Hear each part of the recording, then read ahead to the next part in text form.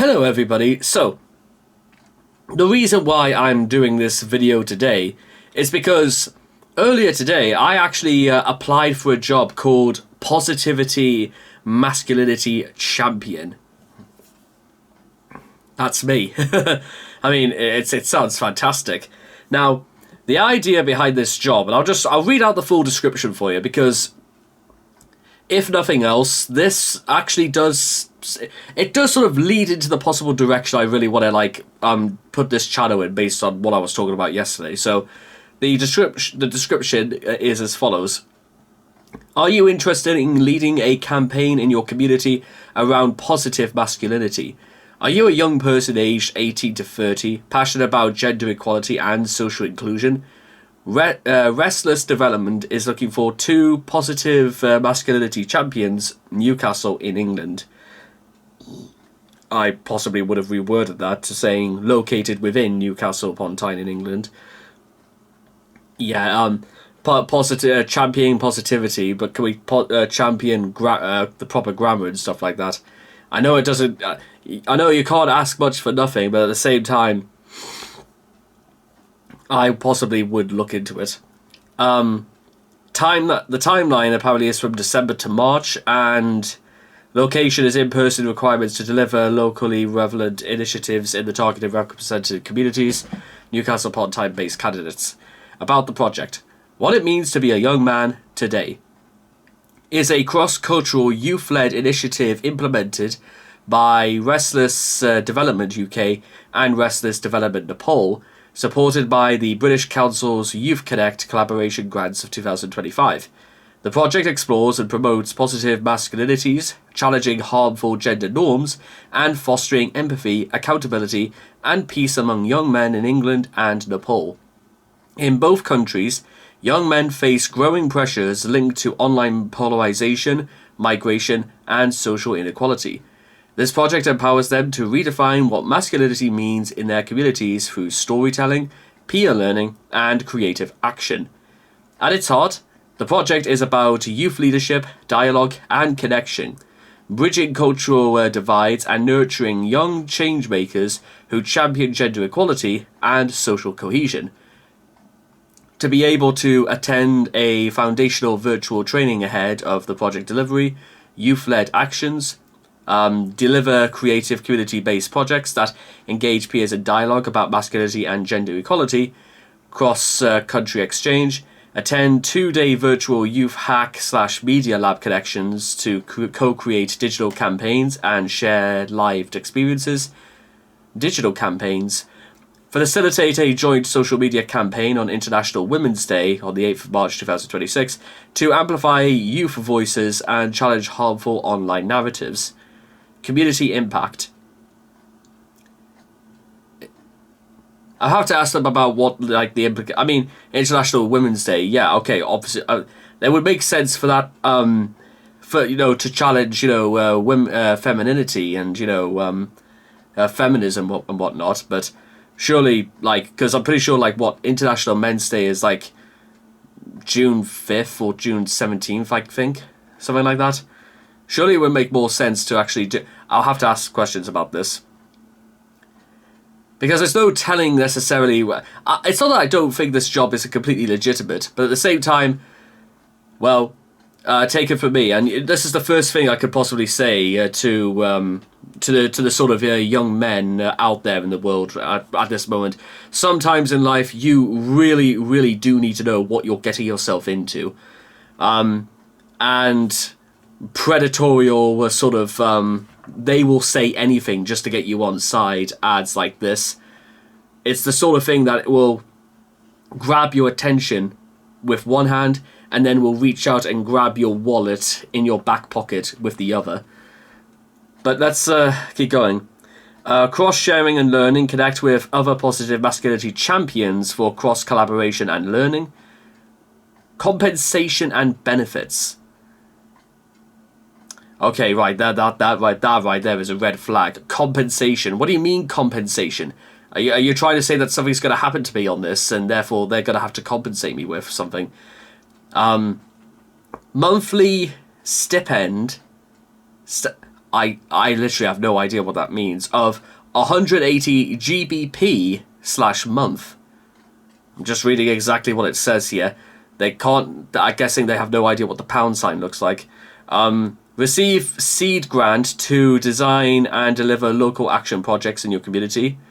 No specifications about how much you're going to receive, but there you are. Opportunity to join our global youth collective network and work with peers from Nepal and England for cross-cultural collaboration and a joint digital campaign. Mentorship support. No, there's no indication about what this mentorship support looks like, what it entails, or who is even qualified to even do it. Visibility at cross-regional learning platforms to showcase the learning journey. Part-time pay is about 180 quid a month. Expected hours no more than 7 per week. Benefits, flexi time, working from home. Those are apparently considered benefits and not prerequisites to whether or not we're going to be doing the work at all. They don't even say. They don't even say any. Yeah, I think this job is complete bogus. But however, I want to challenge them on this anyway, because surely a benefit would be is that you have the opportunity of extending your voice to possibly reach out to people who, you know, might be in vulnerable positions in which you can inspire a different way in life and to try and put your life back together again. They don't even think to mention any benefits that actually come with doing the job. Yeah, so if I'm being completely honest, that this entire thing sounds very, very suspicious. And you know what? Let's start with that about the problems with this is that if you're going to be employing people to do a job, you know what? I think if you actually want to deliver any sort of proper results, or at the very least inspire any real change for people's lives, it means paying people proper money. Because the sort of people who do that because even the sort of people who are on the, you know, those helplines and stuff like that, they're not exactly what you would call doing it part-time. They're doing it because the importance, like even, you know, the Samaritans and stuff like that, they do it because even if in 1 year they can actually save one person's life from doing something completely irreversible, it will be completely worth it. That's absolutely the point. And at no point, you know, what was it they talked about? You know, like stigmata and, you know, social alienation and stuff like that. Well, I must say, do you see how exactly this sort of ad sounds like it actually is going to possibly divide more people than it's is going to champion? However, let's take a look. Just looking for this once again. Young men face growing pressures linked to online polarization, migration, and social inequality. Now, that is true, but let me tell you something right now, guys. These are not the only things that, you know, young people face in society. You face, you know, aggravated assault, sexual assault, financial woes, issues related to poverty, you know, family tragedies, trauma, you know, sickness, unjust and unfair criminal convictions, miscarriages of justice. And then, of course, there's just, you know, mundane accidents and stuff like that can lead to total disablement. And then, and of course, the huge conflict between the bean-counting multi-billionaires in charge of huge corporations, who possibly, in the eyes of many young people, see that they've been given the shaft at the expense or in the service of cheap labour, and that they don't actually want any of their skills, anything that they've actually been proven to be good at.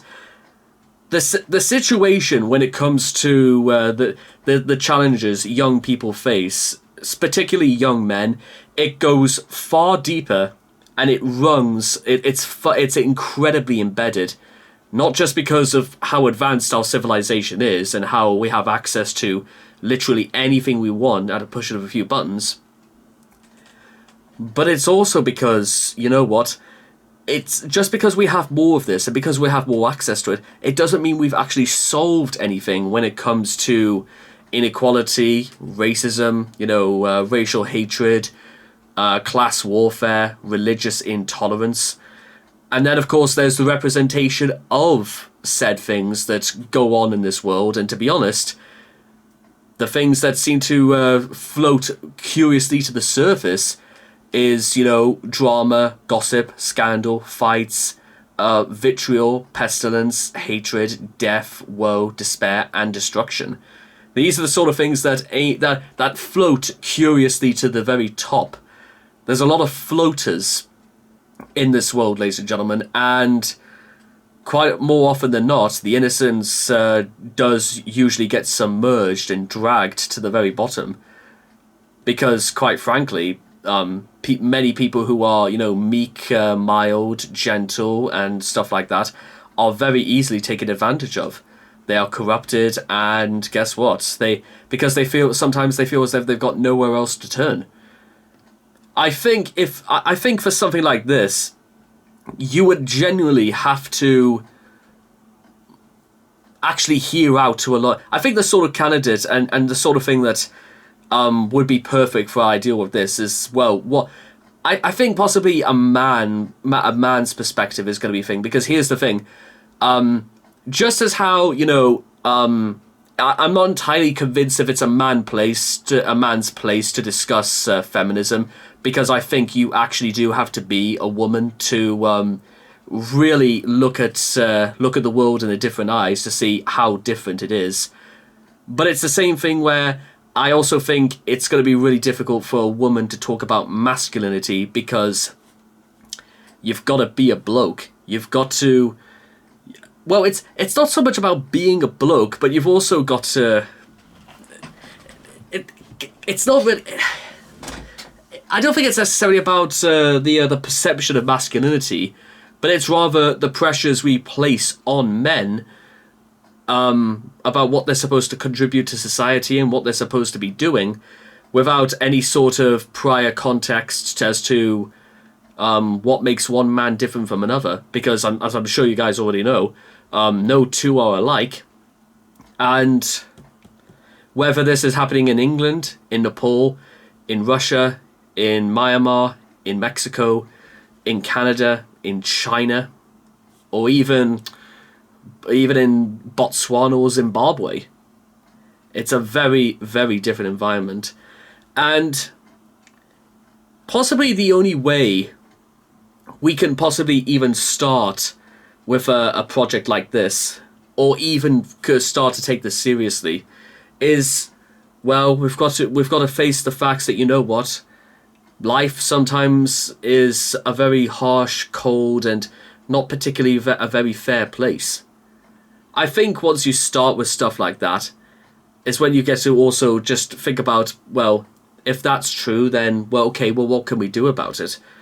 Because bear in mind, if this is aiming towards, lads as young as 18, and even lads as old as 30, I think some will have been broken into the world rather gently. Some have probably been thrown into the deep end since the very day they were born. However, I do see a lot of great ideas to champion a better outlook on life, no doubt. I think there's so much to be done and to be said, but I also think the way this is worded and the way that I feel as if like they're sort of underselling what you can actually benefit from doing stuff like this.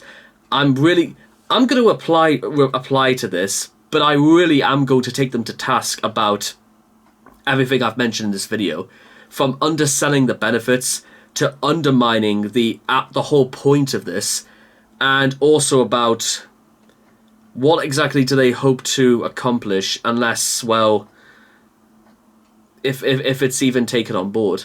But with that being said, let me know what you guys think, because as I mentioned before, no two are alike. However, I think there is a common goal, and that is we want our lives to be better and to so we can actually sleep easy at night and just crack on and get on with it. Life is far too short, my friends, and we are not getting any younger sitting here discussing about how miserable things are. We can either stay miserable and just ponder about it, or we can actually do something about it. But with all that being said and done, I will see all of you guys again next time. Thank you.